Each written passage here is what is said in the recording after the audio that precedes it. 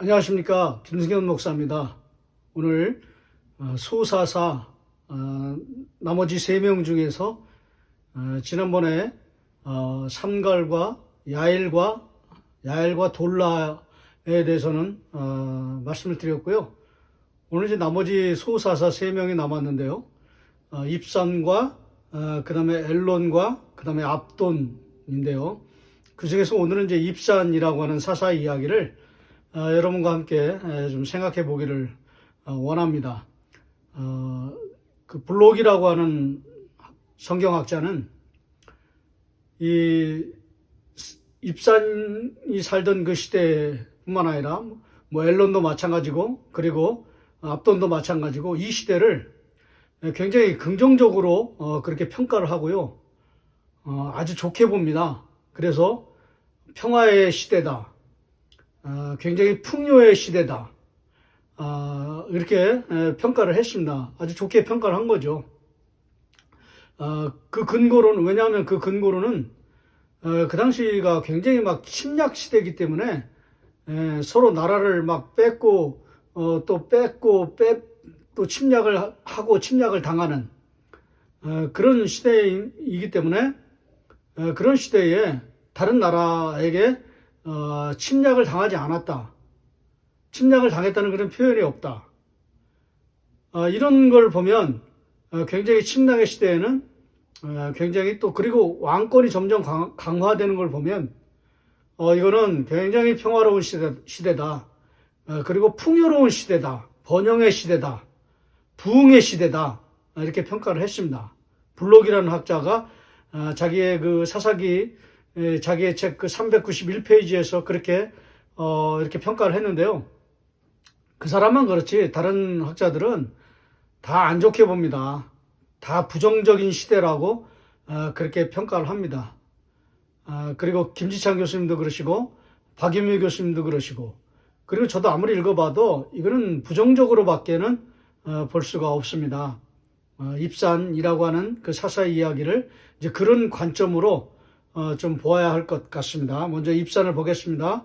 12장 8절 말씀 보시면 그 뒤를 이어는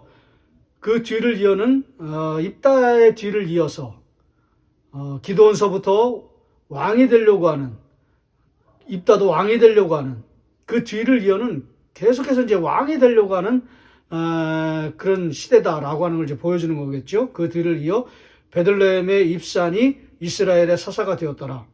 입산이라고 하는 사람이 소개되는데요. 뭐 정확한 정보가 하나도 없습니다. 그냥 베들레헴이라고. 이거는 우리가 잘 아는 그런 예수님 탄생하신 그 베들레헴이 아니라 이거는 굉장히 스불론 그런 북쪽 지역에 있는 그런 베들레헴입니다. 완전히 다른 지역입니다. 이게 착각해서는 안 되는 것이죠. 거기에 이제 입산이라고 하는 이제 사사가 이제 등장을 하는데요. 9절 말씀 보시면 그가 아들 30명과 딸 30을 두었더니 뭐 자녀를 많이 두었다는 그런 이야기이죠. 그 다음에 그가 딸들을 밖으로 시집 보냈고 그 다음에 아들들을 위하여는 밖에서 여자 30을 데려왔더라. 여기 강조되는 게 뭐냐면 밖으로 그리고 밖에서 딸들은 이제 밖으로 시집 보냈고 아들들을 위해서는 이제 밖에서 며느리들을 데려왔다 이런 내용인데요.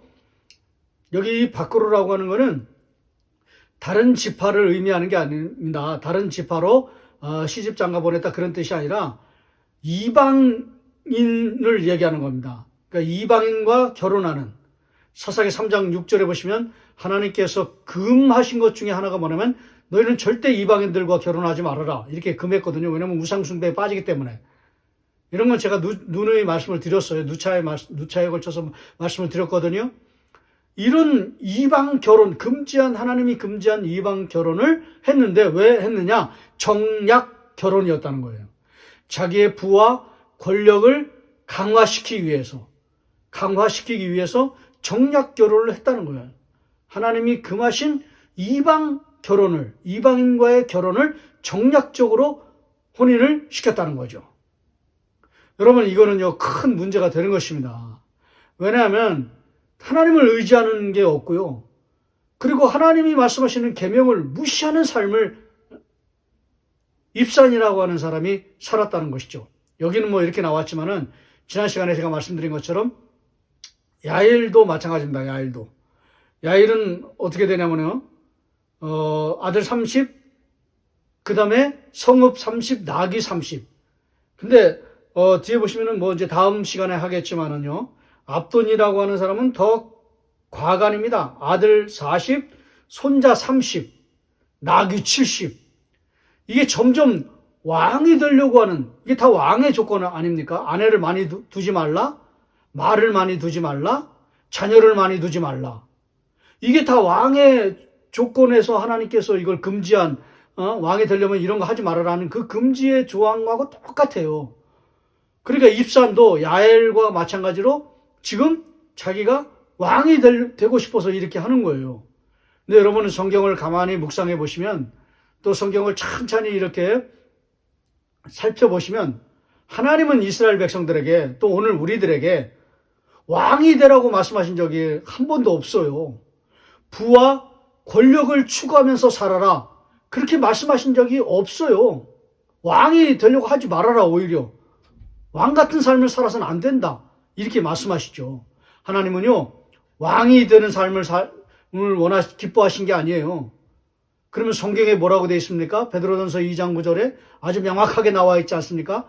우리가 특별히 왕권과 왕이라고 하는 이런 관점으로 볼 때 하나님이 원하시는 삶은 뭐냐면, 왕이 되는 삶을 살지 말아라, 왕이 되려고 하지 말아라. 그 대신에 너희는 뭐라고 되어 있습니까? 너희는 택하신 족속이요, 왕 같은 제사장이요, 거룩한 나라라.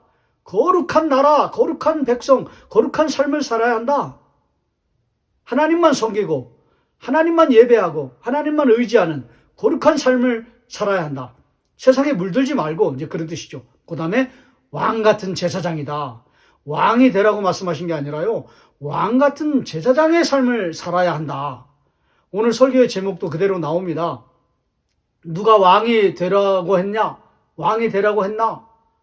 아니죠. 왕 같은 제사장이 되라고 말씀하셨죠. 왕 같은 제사장이 주는 개념은 딱 두 가지입니다. 그 의미 속에 담겨 있는 그 교훈은 딱 두 가지예요. 그 의미는, 첫 번째는 하나님을 예배하는 사람이 되라. 하나님을 사랑하라. 하나님만을 섬기는 사람이 되라. 예배죠. 예배하는 공동체, 예배하는 백성이 되어야 한다. 하나님을 섬긴다는 건 결국 예배를 통해서 우리가 증명할 수 있거든요. 검증될 수 있거든요. 그러니까 예배예요, 예배. 그 다음에 이웃을 섬겨야 한다. 하나님을 섬기고 이웃을 섬겨야 한다. 이게 왕 같은 제사장의 삶이에요. 이웃을 섬긴다는 것은 이웃을 사랑하고 이웃을 돌보고 이웃을 지켜내고 이웃을 책임지고 이웃에게 베풀고 나누는 거. 국률이죠, 국률. 국률 사역이죠. 예배와 국률 사역. 이게 바로 하나님의 백성들의 정체성이에요. 하나님의 백성들이 만들어야 할, 이루어내야 할 삶이죠. 이게 바로 왕 같은 제사장이에요. 왕 같은 제사장이 되라고 했지, 왕이 되라고 말씀하신 적이 없었거든요. 그런데 입사는 왕 같은 제사장은커녕 왕이 되고 싶은 삶을 살고 있는 것입니다. 이게 큰 문제가 되는 것입니다. 기드온서부터, 그 다음에 입다, 야일, 그 다음에 오늘 입산, 그 다음에 이제 뒤에 살펴볼 엘롬, 그 다음에 압돈, 다 왕 같은 그런 삶을 사는 것입니다. 이게 문제예요, 이게 문제. 그래서 아들, 딸을 그냥 다 정략 결혼을 시켜서 자기의 부와 권력을 추구하는 삶을 사는 거예요. 아무것도 없는 거예요. 이렇게 살면 안 되는 거죠. 이거 망하는 거죠. 여러분, 이게 여기서부터 바로 변질, 그 다음에 부패, 그 다음에 타락, 멸망의 3요소 아닙니까? 이게 변질, 부패, 타락이. 부와 권력을 추구하는 거.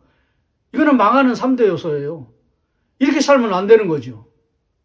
예배하고, 그리고 궁유를 베푸는 삶, 왕 같은 제사장의 삶, 이게 축복받는 삶, 은혜로운 삶, 하나님이 기뻐하시는 삶인 것이죠. 오늘 이와 같은 교훈을 입산을 통해서 우리가 깨닫게 되면서, 여러분 다시 한번 이 말씀을 통해서 여러분과 저를 다시 한번 생각해 보기를 원합니다. 나는 왕이 되려고 하는, 세상의 욕심과 욕망에 사로잡혀서 그것만을 의지하고 그것만을 추구하는 삶을 살려고 하는가?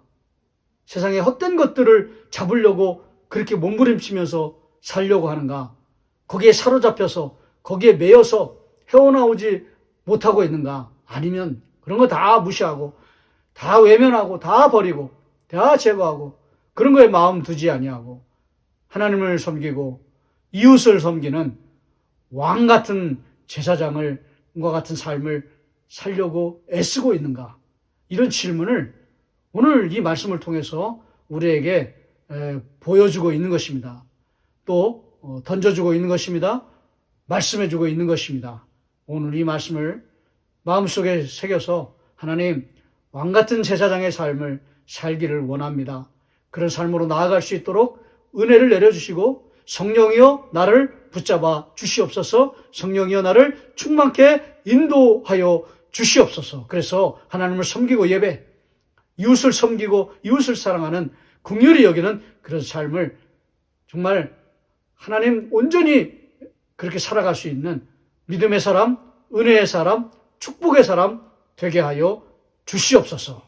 그런 삶을 잘 살아낼 수 있는 은혜를 허락하여 주시옵소서. 이런 기도를 드리시면서 하나님을 예배하고 이웃을 긍휼히 여기면서 살아가는 저와 여러분 되시기를 주의 이름으로 축원합니다.